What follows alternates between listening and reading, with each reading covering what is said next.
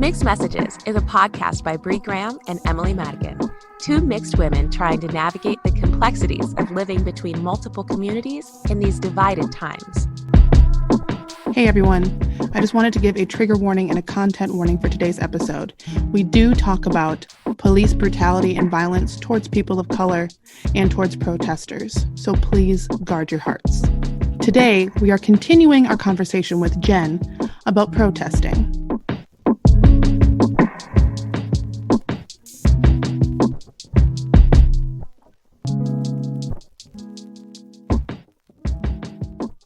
I would really love to just touch on the lack of Black femme voices in a lot of these movements. When we were at the march, and I think I told Brie about this, we were at the march and like the programming was going and it was great, everything was lovely, and then we got to the end where they had the parents of Black and brown people that have been killed at the hands of police, and the very first person to talk was Breonna Taylor's mother.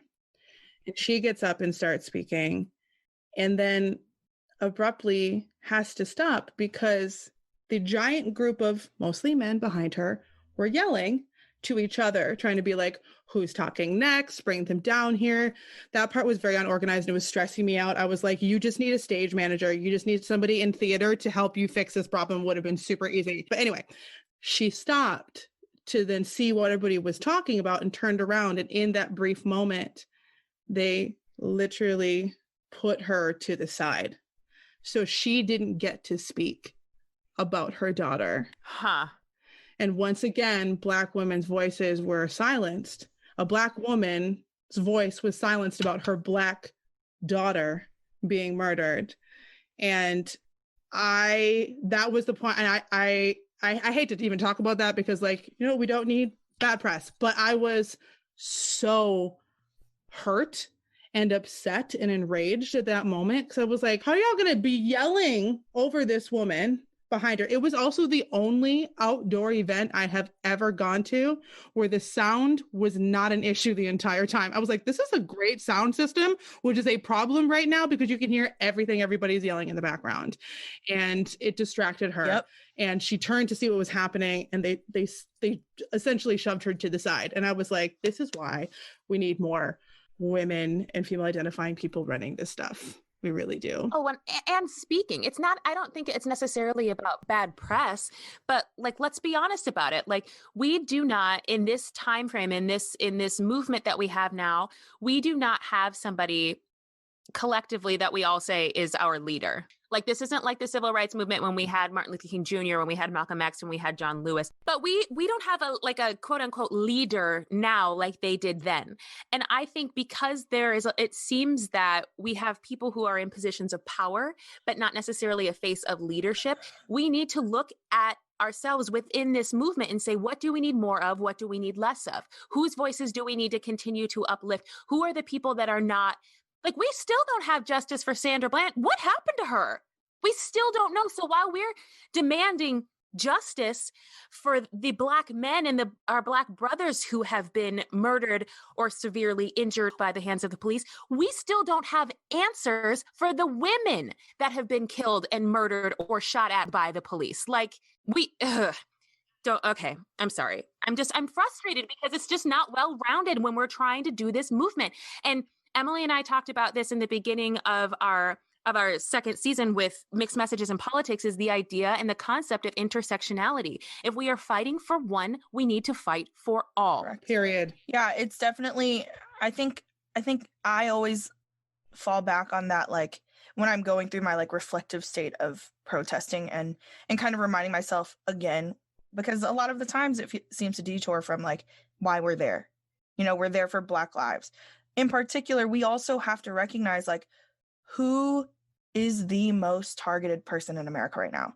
It's a Black trans woman. Yes. Hands down. They are the most targeted person and demographic that is going to be targeted. Within and without of the community. By the police. Like, it's everywhere. Yeah. Yes. And so that intersectionality plays a part. And then there's also the idea of, like, both tying in Portland and DC, like, silencing Black women has been a common theme.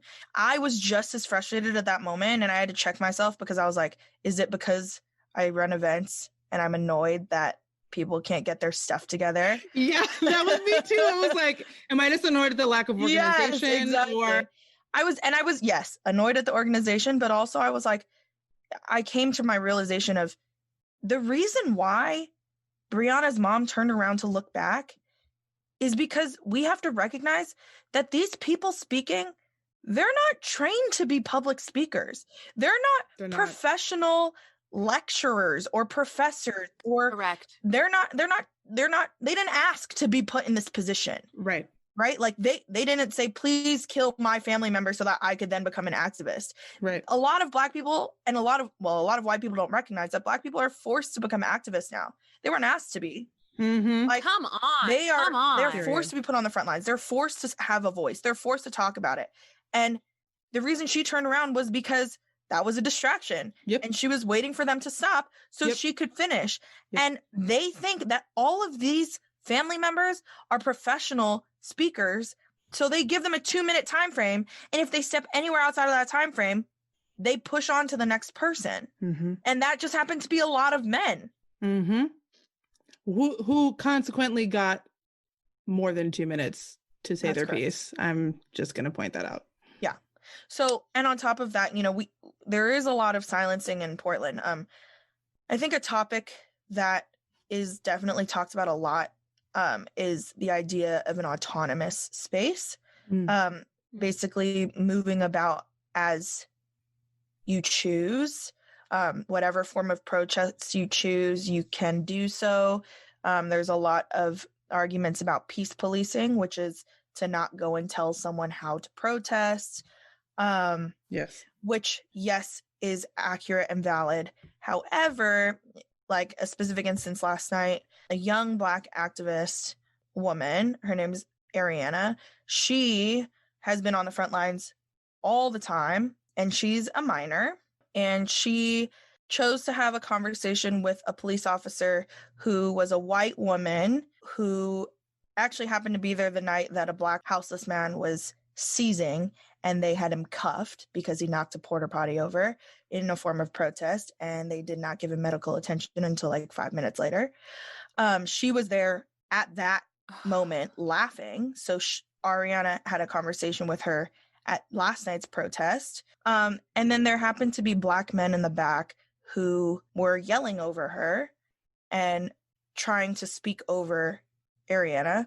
And a lot of the crowd was telling them to be quiet and just let her have a moment and a conversation with her, and then they could have their turn. And they got upset by that. The police ended up leaving, actually. And then an altercation blew up between Black activists who were there. Like, it's disheartening to see because the press doesn't need to see this. Like, this is the bad press that we're like, it's important to have these conversations, but we don't want this getting out into the media, right? Like, so for example, like this Black man started a dialogue with her in a very condescending manner because he was much older than her. And Ariana was like, you need to let me have this conversation. Like, I said, you could have your turn later. And then more Black men got involved and silenced her. And told her that she was being childish, called me crazy for defending her. And as a woman, that's hard to take lightly. I don't take that lightly. Don't tell me to calm down. Don't call me crazy. And don't dismiss Absolutely me. Not. Do not dismiss me. That is my biggest pet peeve, and I will fight you to the death. And that's exactly what they did to her, which is why I was so passionate about being there for her in the front and making sure but I also have to check myself. I want to make sure I'm not silencing her by also getting angry. So I checked in with her last night. I was like, please, at any point, just tell me to back off. And so, it is disheartening to see the conflict between, people's own communities. I definitely have struggles with the Asian community here in particular, but, and their chosen silence. But in particular, that is something that I think a conflict that is important to be addressed because Black men should not be silencing Black women, no matter if you agree with their form of protest or not. Period. But last night was a roller coaster for sure. Lots of highs and lots of really low lows. So Mm-hmm. Mm. On the topic of low lows, unfortunately, I am curious. What has been one of the scariest things you've witnessed on the front lines? I laugh because of what happened last night, and I'll address that, but scary for me, I think, has a different term, or sorry, not term, but different definition now. Sure. For me, because it almost is like when I am confronted with police, I'm not scared. For me, Mm-hmm. it's more so like the people around me, right? So Right. I tend to make sure that I know most of the activists that are out, so that I can kind of be aware of like if any of them are like walking alone, or if any of them are kind of away from the crowd, that me and my friend Wainani, who's also been on the front lines with me, can kind of just protect them and make sure that like our bodies are that barrier in case anything happens. Which, side note, white people should be doing. BIPOC women should not be doing. Yes. That's what you're there for. So prove it. They're not going to kill you. Exactly. So I think last night on the most surface level was scary for us because we were probably a group of like 10 or 15 people with a riot line of probably 20 cops. Wow. We weren't doing anything at all that was wrong, just standing on a corner. And one of the cops happened to be an Asian woman. And so I walked up to her and I started yelling in her face. And so they saw that as a threat. And then, but the thing is, they didn't, at that moment in particular, did not push me, did not physically come for me. They pushed over a man who was walking away from them. And I'll send you guys that clip. Pushed him from the back so he couldn't even see them. And he flew in the air. So they pushed the riot line up towards us. And I'm walking away from them. And they chose to have the Asian woman be right behind me so that she could hit me and push me with her baton. And I turned around and I said, "Don't touch me." And I just kept going. But then they had a second riot line coming from our front. So there was nowhere we could go. We kept moving forward. And this riot line acts like they're just trying to get past us and let us go. But instead, these large men, and I have that on video too, them shoulder bumping us and chest bumping us, they pushed Wainani into the riot line behind her. So that riot line thought that she had stopped. So she got dragged down, pulled her ski mask off and her hoodie back, grabbed her respirator, gagged her with it, ripped her respirator off. I turn around, recognize that she's in that like tussle. I grab her by the backpack and I yank her back so that she's out of there. And instead, they grab my ski mask off. They grab my they grab me by the ponytail and yank me back, and I fall onto my back. And then they tell me, they have the nerve to say, "Get up and move." How am I supposed to get up if you're pinning me down? It was when I came out of it, because they did not arrest us, right? In that moment, I was laying there and I was like, just cuff me. Like, I'm ready. But then you realize these police officers, they don't do it to arrest people, really. They do it because it's a game for them. They do it to terrorize you. They do it to traumatize you. They do it to discourage you from coming out tomorrow and tomorrow and tomorrow and tomorrow. They do it so that you are so battered down emotionally, physically, mentally, that you can't continue. Oh, it's what they've been doing for 400 years. Hello. Exactly. So for me, like, that was scary coming out of it. But being in it, when you've got your adrenaline pumping and you're angry at these people, like it's hard to feel scared, actually. They don't even give you the time to process feeling scared. And like, even in that moment of processing that incident, like with the Asian police officer, I questioned at first. I was like, why would she be so okay with like hitting someone and being put out in that line intentionally to like be monitoring me? And I said, oh, she didn't hit me because those are her orders. She hit me because what I was telling her about being a white supremacist resonated with her. Mm-hmm. She's angry that someone was calling her out for something that she already knew was true. Yeah, so rounding it back out to the question, I feel like scary rings differently to me now. And a lot of the scare, actually, I feel myself scared when there are Proud Boys in the crowd, when there are Boogaloos in the crowd, like those are the ones that I feel the most uneasy about, because the police, you know exactly what they're going to do. You know what their intentions are. They're going to gas you. They're going to tackle you. They're going to push you. They're going to shove you. They're going to bull rush you. Right. Like that's not surprising anymore. But an armed civilian who believes that Black people are dangerous, those are the ones. And they have nothing to lose. Nope. Right. Because a lot of them are protected anyway. Okay. Jenn, in your opinion, from the protesters' point of view, what do you think is the next step in Portland? Oh, I think there's a lot of next steps for us. Okay. I think we have to recognize that, yes, we are pushing to abolish the police, at least most of us are, but that then comes a conversation of what do we want to see out of that? Obviously, we want community members to be the first responders, people who are professionals in and have training in dealing with mental health crises, instead of having the police be those responders. So it's a matter of trusting in the Black activists to really choose how they want to see that community play out. I do also want to acknowledge that it's so much labor for those Black activists to do so. So send your reparations. Come on. But I talked to an activist who, his name's Jenn, and has been really involved in organizing events and spaces and protests, and has spoken a lot. But he in particular was saying it has to be done. And if there's anyone to do it, it has to be Black folks, because they're the ones who are most affected by this change. Right. Yeah. So the next steps, 100%. I think on short term, I think white people need to do a lot of reflecting in themselves and check how they are moving about in this space, especially in a city as white as Portland.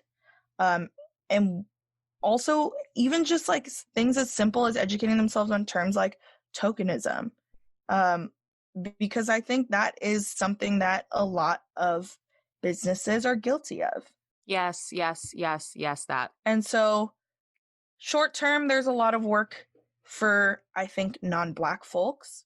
The long-term work is really for the Black folks to choose what they would like to see out of this, and for white people to stand by them and make sure that they are supported. That's a tough one. The next steps question is hard, because I want to acknowledge, I am always going to be a non-Black person of color. I'm always going to be someone who wants to be an effective ally. And as we say, a lot of times, we don't want allies, we want accomplices, right? But I never want to be the voice for Black folks either.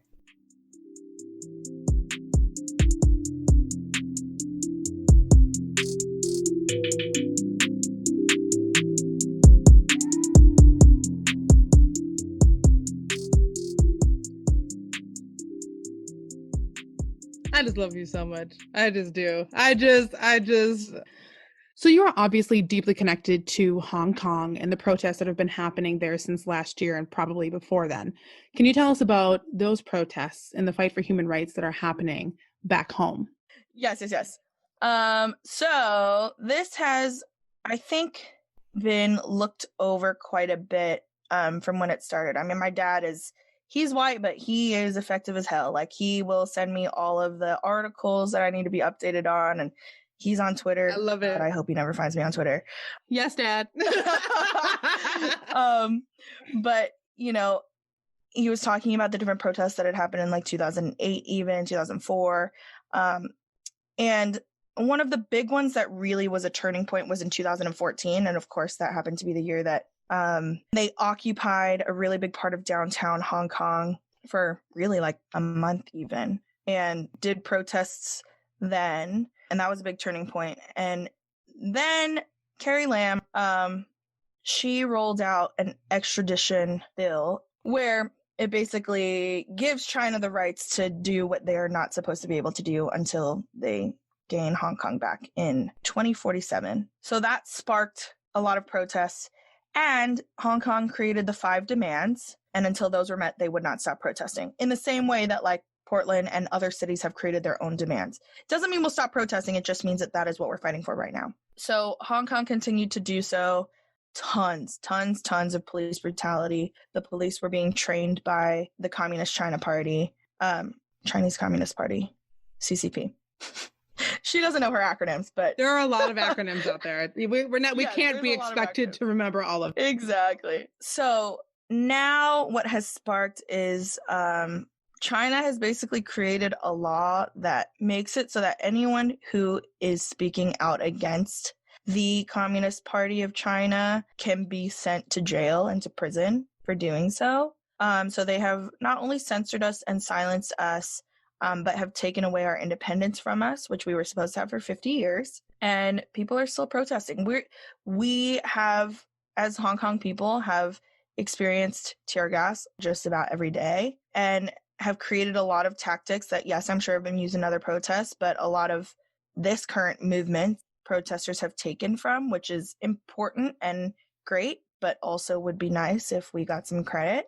So yes, Hong Kong is still fighting. The numbers have dwindled, of course, because, I mean, the first day that law went out, people were being searched, like their bags were being searched with no warrants, and were being sent to jail because they had a flag in their bag that said like Hong Kong independence. So numbers have dwindled. We're still fighting. But yes, we are still fighting. Still working through it. I mean, I find it so interesting that the protesting here is not acknowledging where a lot of our tactics have come from, because as soon as George Floyd was murdered and the uprising, the larger scale uprising began, with the BLM movement at the forefront, the very first thing that I saw were people being like, look at Hong Kong, period. You need to look at them. You need to learn what, like, the organization, the preparation is like unparalleled. I was like, what? Just watching videos, I was like you said, what was the phrase? Be like water. Mm-hmm. Be like water. I was like, be water. Mm-hmm. Be water. That is what it looked like. Just groups of protesters moving together, picking up barricades and shifting them together. One, here comes a tear gas canister.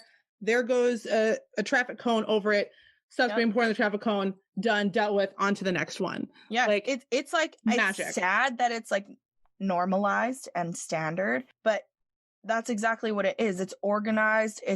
I mean, like, their forms of protest are incredibly creative. And I think I undermined Hong Kong for that. Like, I think I was like, oh, Hong Kongers are kind of like all the same. We're kind of just like point A to point B mindset. Like, we're here to focus on business. But it's incredible to see how many people are fighting for our independence. And their forms of protests are surprising to me. Like, they're even now, because the forms of protest have to be so carefully thought out. China had actually censored a news outlet, Apple Daily News in Hong Kong, which was pro-democracy Hong Kong independence news outlet. And they were raided and searched, and Hong Kong people decided that a form of protest would to be sitting around in one space, just reading that newspaper. Oh, wow. Wow. Everyone had that newspaper out. I love that. Smart. Y'all smart. Yeah. That's smart. Period. Yeah. That's so smart. Definitely. Yes. One of those moments where, like, I think that if there's anything we can learn from that, it's that I think Black activists have been trying to show, like, there are so many other forms of protest where we can come together physically, but it doesn't have to be tear gas every night. We do still have to do direct action marches, but there are other forms of protest that we can include. And I think that needs to be taken on by white folks to offer up their spaces and their resources and time and energy toward. That's your job. 100%. Okay, Jen. Yeah. I want to hit you with some protesting 101. Oh, God. Oh, God. Okay. Okay, so for our listeners, I'm just going to ask you like a couple of questions about how you have gone about in your activism and in your protesting, just so that maybe if there's somebody listening that has maybe been nervous to go to a protest in the past, or, you know, maybe has gone and it's been successful, unsuccessful, whatever. I'm just going to hit you with some questions. One, Okay. how would one go about finding a protest to attend? Oh, that's interesting. Okay. Instagram has been, Portland in particular, that's been our biggest resource. There are a lot of organizations on there. Safe PDX Protest is one if you're planning to go to like evening direct action marches. But I would really look out for, if you find the organizations in your city, look out for the individuals they tag. I think it's always important to follow the activists that are really putting in their labor into this movement, and are not only organizing events, but are just attending every event that they can. Once you find those activists that you kind of like not only match your viewpoints, but find the ones that challenge your viewpoints too, follow them, like see the events that they're promoting, go out to as many of them as you can. And that's when I feel like you can draw your own opinions, because you should not be picking one activist because they already match your opinions, because even me, like my opinion is not correct. Like we're all with mixed opinions and mixed end goals. But once you find the people who are educating you, even though they shouldn't be, and that you should be paying them for their labor, who are challenging your worldview, challenging your biases and ways of protesting, those are the people to follow. I think Instagram is the best place for that right now, especially because with stories that are public, and don't have to be up for protester safety, those are places that you'd find a lot of activists. Facebook is not my favorite platform for doing so, because I think that the age demographic needs to be addressed and comes into play when the different when different views are being shared. Also, like, I don't really want to go to a protest held by a Russian bot, so you know. No, thank you. No, thank you. Yeah, Instagram number one. And also like immerse yourself in the Black community. Like I'm sick and tired of hearing that white people don't have, I mean, I don't want to hear white people going, I have all these Black friends, but I'm tired of white people saying that they don't surround themselves with people of color because they don't know where to go. Right. We're not here to tell you. Right. We're everywhere. What do you mean you don't know where to go? We're everywhere. Yeah, the problem is not that you aren't surrounding yourself with people of color, it's that you're surrounding yourself with only white people. Okay, Jen, talk to us about protest etiquette. Like, what are some do's and don'ts at a protest? Also, like, have you seen people become a liability at a protest? Like, just what are just some like good guidelines? Don't put your hands on people without asking. Good life advice too. Good life advice. Yes, life advice, not only protester advice. I think that yes, it is. This is a not even pro and con. This is like a double-edged sword-ish. I don't know what I'm saying. For protesters in Black Bloc, of course, we're out at night and we're in Black Bloc, and it's hard to tell who people are. It's hard to tell, to put it bluntly, their race. So you should not be touching or pushing people while first not even knowing if they're a person of color, because you should not be touching people, but second, because they could be a person of color also. So you're not only traumatizing them, you're also touching them without consent. You're moving about in a space with privilege, not recognizing what those hands being like pushing people can do to someone and to a crowd. You're not helping a situation. If you need to move faster, recognize that you need to be on the outside and you can move at your own pace. But you don't get to push other people to tell them what to do, because I think that's also another form of peace policing. Definite don't silence Black folks. Don't silence Black women. I think another thing too is I have a problem, and maybe it's just me, a problem with the way some people chant. If you, and here's the thing. I'm also tired of the excuse of white people being like, I wasn't aware of that. Your job is to be aware. You need to be aware. Like, I don't care anymore. If you weren't aware of it, then stop. If you're not aware, then you don't need to chant right now. If you see that a Black woman has started a chant, do not chant over her. Do not start a new chant. If you feel like you would like to help her chant, then you can ask if that's okay. But if you hear a Black voice, that is the voice we listen to. Like, we don't white people, and this is the time that I will swear, white people will say all cops are bastards in a second, but fail to be as enthusiastic about Black Lives Matter. Ooh, ooh, jinx, oof, jinx. But yes, it's definitely, protester etiquette is hard. I mean, even when we're talking about specific chants in general, like I struggle with the hands up, don't shoot chant because I don't think white people get to do that. First of all, we should not have to beg for a cop to not shoot. So that's what we're not going to do. Second of all, white people have never been put in that scenario and will never be put in that scenario the way Black people have. And non-Black people of color too. We've never had to put our hands up and say, don't shoot as an immediate reaction. And if we do, that's a form of privilege because we know they're not going to. But Black people don't know that, right? And then there's the chant, like whose streets are streets. I hate that chant because they're none of our streets unless you're Native. So, yeah. Well, let's switch that to whose streets, stolen land, or the specific tribe that the land belongs to. So, for Portland in particular, it's Chinook streets. Yes. Yes. That's important to say, especially when we're at the ICE detention center and you're chanting whose streets are streets. They're not our streets. I mean, like even the fist up is hard for me because in the past, white people have taken a white fist to take over that symbol. And I don't think white people recognize that and what that means. Don't do it. You know what other chant really hurts me, and it's for a completely different reason, is I can't breathe.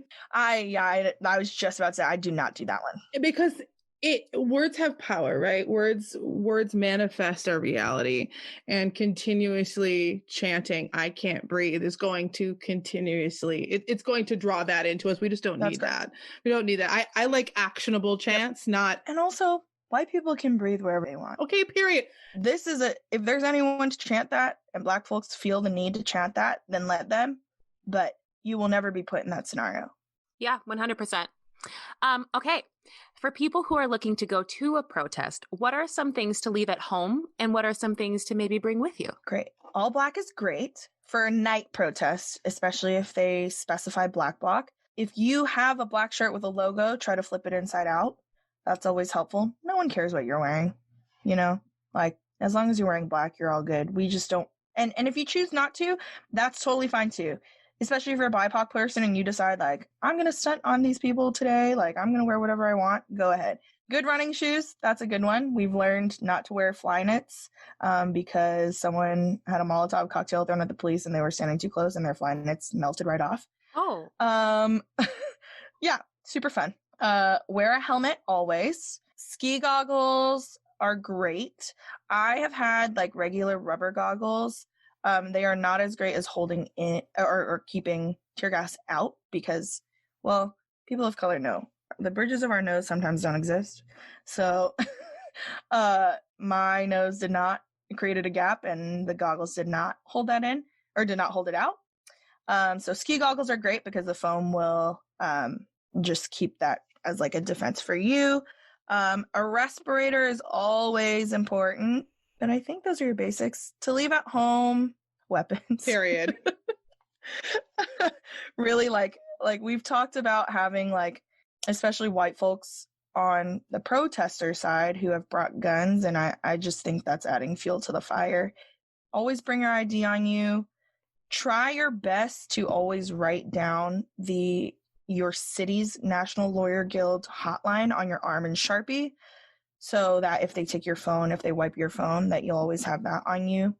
I've just memorized it now because we've written it on us so many times. Atta girl. And then also, if you can, write an emergency number on your arm as well. That's really all I tend to bring. So, okay, along those lines, how do you stay safe? It's easy when the group feels organized. And there's levels of like choosing what you're comfortable with, right? So if the police are yelling at you and they say, this street's open for traffic, get on the sidewalk, get on the sidewalk. If you really don't feel comfortable like facing off with the police, get on the sidewalk. If you comply with their orders, they really have no reason. Press are protected to be able to be next to the cops at certain points. In Portland in particular, they have this like weird law that requires them to be on the sidewalks, which is really the police's way of keeping them from being able to film like over cars sometimes. Don't have sidewalks. So then that can be considered trespassing. And that's a workaround for the police. But to stay safe is to do whatever you are comfortable with. That's great. Mhm. Oh, man. Write a book. Write a book. I mean, I could literally talk to you all day about this. Like, you're incredible. Jenn, what are some organizations that you are a part of, that you follow, that you support, that our listeners could donate to or educate themselves through? Yeah, so this is also something that I have heard, that organizations right now are not what need funding, but it is more effective to send those reparations to individuals themselves, because then you know where that money is going, right? However, there are a lot of great organizations here. Don't Shoot PDX is great. And one of their leaders is Teresa Rayford, who is the mayor we are hoping to elect. She is a Black woman and has been advocating for Black lives for 10 years, over a decade now in Portland, and has been doing the work with the community. So she's great. Due to the fires on the West Coast, there has been a lot of people, especially Native folks, who have been displaced or are trying to like sustain their lives in the space that has been affected by the wildfires. So there's a Venmo and I can send that over to you. And then Snack Block PDX has had their recent controversies, but they're a good one to follow since they are great with mutual aid. And they tend to be out for protests pretty much every night. I don't think there's been a night where I haven't seen them. It's not really an organization. It's the Patrick Kimmins, Justice for Patrick Kimmins on Instagram is a great one as well. If you do want to follow a local activist who is Letha, his mom, but one where you can kind of follow along with her marches and events. But yeah, really just the individual activists are important right now, because a lot of them have quit their day jobs and have put in their time and effort, energy, and labor into this movement and into their own lives for the sake of educating white people, really. Yeah. And because they don't need to be educated, they already know what it's like to be Black. Period. We all need to know the answer to this. How do you take care of yourself after the protests? Lots of Oreo snack McFlurries. Yes. McDonald's is the only place open, and also, well, no, Taco Bell is too, but we don't support Taco Bell. I try to reel myself back in through the daytime if there are no daytime events. Kind of just let myself. Usually it's so weird because you think of a morning routine, you're like, okay, what skincare are you doing? What moisturizer are you putting on? And I'm like, no, I'm just going to sit in my thoughts and rewatch the videos from last night and just make sure like I'm fully processing what happened. And I make sure I sit in my intentions and recognize when my intentions may not have been what I had intended to begin with. Because I think we forget that these protests can sometimes derail what you thought you were there for because of the actions that happened the night before. And then you focus more on the police versus Black lives. That's something I try to do every morning, and just check in with myself and make sure that I'm there for the right reasons.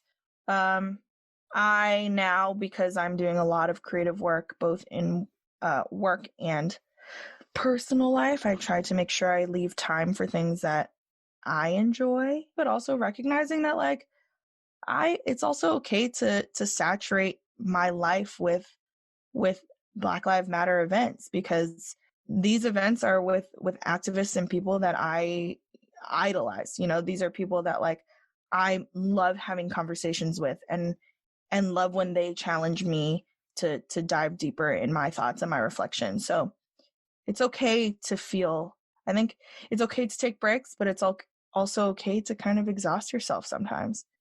Like, I think that's what I'm learning. Like, a lot of people are like, yes, normalize taking breaks. And that is definitely important, to take breathers and to kind of like resonate with yourself almost. But also okay to recognize, like, yes, today is a day that I'm ready to exhaust myself, because Black people have been doing it their entire lives.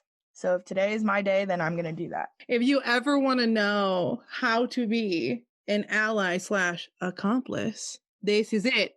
And once and for all, Jen, for our listeners, do you think protesting helps or hurts the cause? It would be really stupid for me or for anyone to say no.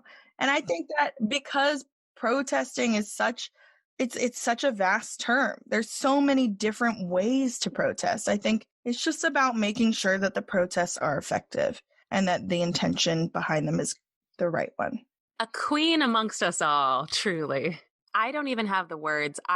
Not only could I do this for another 2 hours, I'm so serious, but I really think that our listeners are going to pick up a lot of what you're throwing down. And I think this is going to be a really, really informative and a really helpful pod. So thank you so much for your time. You said so much that I couldn't even say. I have so much to think about myself. Like your whole taking the morning to sit with what happened the night before and re-examine your intentions. That's great. You're amazing. You're so amazing. Thank you so much for your time and for everything else that you do. And I know you're gonna be like, no, don't thank me, don't look at me, but I'm gonna do it anyway. I can feel you being like, it's not about me. I know, but still, thank you.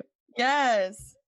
Thanks for having me. Yeah, surrounding you with love and protection when you continue to go out. Seriously, thank you. We need more people like you.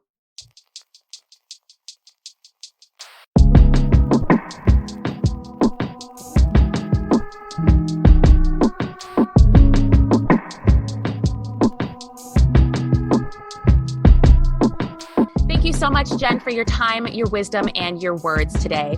For more information on protesting, as well as the resources for today's episode, if you want to see one of those videos that Jen was talking about, visit our website at mixedmessagespod.com. Be sure to follow us on social media and go ahead and give us a review. And if you haven't already, go ahead and join our Patreon. Thank you so much for listening, and we will see you next week.